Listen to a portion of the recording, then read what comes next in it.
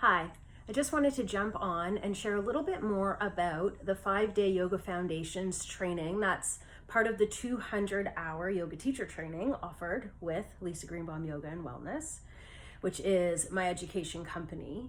And the reason it's called Yoga Foundations is really the most important thing, because it is the history and the philosophy that give us the foundation for why we're doing this and what we're trying to do. And so essentially, yoga is not something we do. And it's a real misconception. And I don't know if something got lost in translation or if it's just easier to say, I'm going to go do yoga than I'm going to go be in yoga.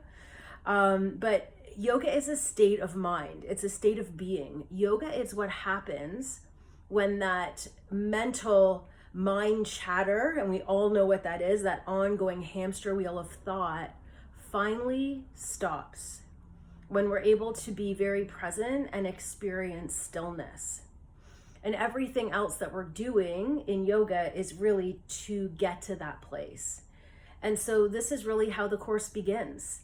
And we learn this information from the Yoga Sutras, which is one of the more looked at texts on yoga philosophy, the more common or the most common yoga philosophy text.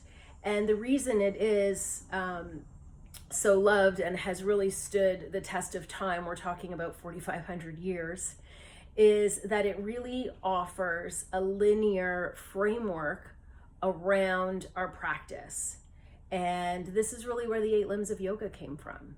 So I want to share with us the opportunity to really understand that, as well as get a timeline of history of how yoga evolved over the thousands and thousands of years that it's been around, including what's happened in the last 100 years here in North America specifically, because that's where we're living.